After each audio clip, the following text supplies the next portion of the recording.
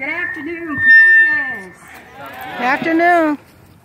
Thank you, Sharmella, the Women of Sovereignty, and a special thank you to all the supporters and survivors for making this event a success. It is a privilege for me to stand before you today in honor of my daughter, Janelle Alexis Reese. It is only by God's strength and His courage that I can stand before you to share just a little of her story. This document that I hold in my hand is a temporary restraining order. It's the only thing that separates a perpetrator and the victim. In Janelle's case, and many other cases, it's not effective. Too long has domestic violence been relegated in the shadow behind closed doors. Too long. Janelle's story, gone too soon. Janelle was a compassionate person.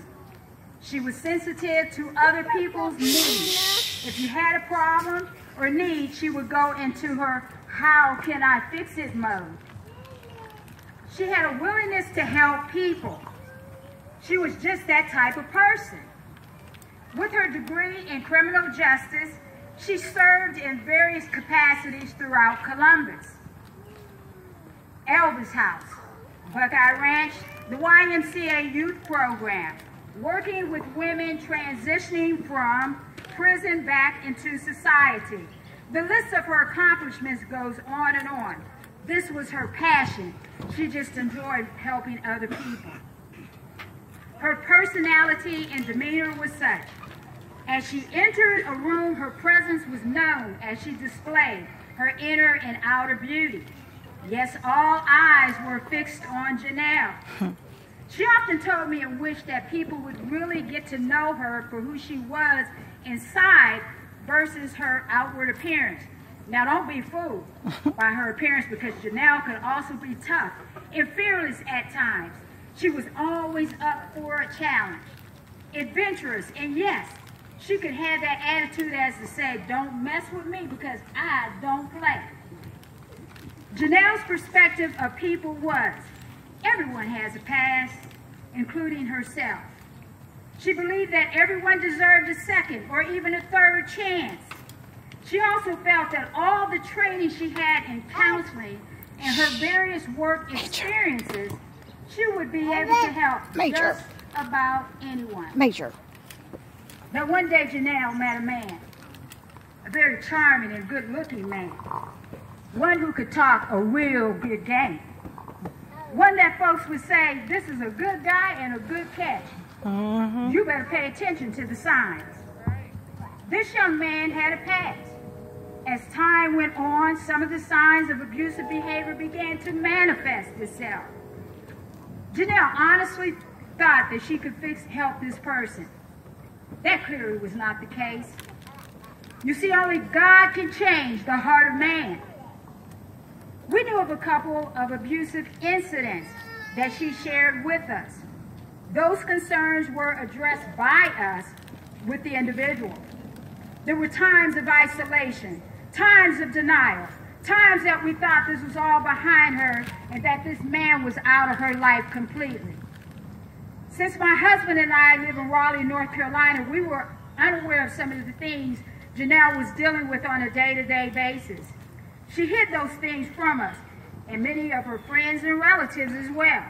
She was silenced, living in fear, running and hiding, determined not to give this man 100% control, which is what he wanted. Right. On March 21st, 2017, my daughter was murdered by that young man. The man she thought at one time she could help. A senseless crime. Why? He took her life as though it was nothing, as though she had no value. She was a daughter. She was a sister, a mother to 2 handsome sons, and an aunt to 2 beautiful nieces. Gone too soon. Too soon. Trying to live life without Janelle has been a daily challenge for us all. You see, grief is a process. I feel as a parent that no parent should have to go through this. No parent should have to bury their child. Right. But the reality is that we did. I urge you today, a voice of a mother, if you are in an abusive relationship, seek help immediately. There are resources available today to educate you as to how you can get out. Know the signs of an abusive relationship. Do not take this lightly. If you think things will get better, think again. Right. Because they won't. They won't. If you think you can get the individual, change the individual, think again. Remember, as I stated earlier, only God can change the heart of man. Don't believe the lies that you were told, for they are all words of deception. It's never too late to get out of an abusive relationship until it becomes too late. Right. Let me say that again. It's never too late to get out of an abusive relationship until it becomes too late. I urge you, do not go another day without seeking help. Tomorrow, yes, even today, is not promised to you. My last conversation with Janelle was at 6:00 p.m., March 21st, 2017. Little did I know that 4 hours and 15 minutes later, she'd be gone too soon.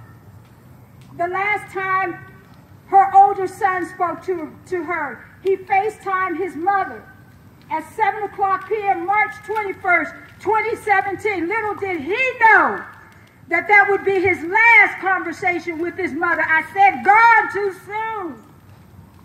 2 weeks before Janelle was murdered, she posted on her Facebook page the signs of an abusive relationship. Yeah. That was her warning to others. Right. And I now carry her voice. On behalf of my entire family, we would like to say thank you for honoring our family and for Janelle's life gone too soon. Thank you, and God bless you. Amen. Beautiful. And so on behalf of Women of Sovereignty,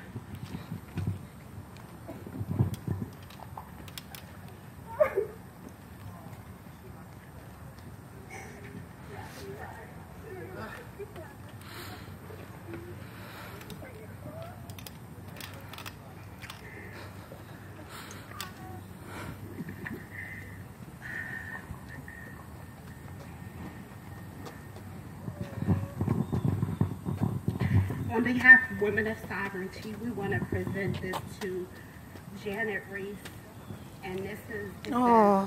Women of Sovereignty celebrates Janet Reese for your astounding courage. Oh, beautiful. Beautiful.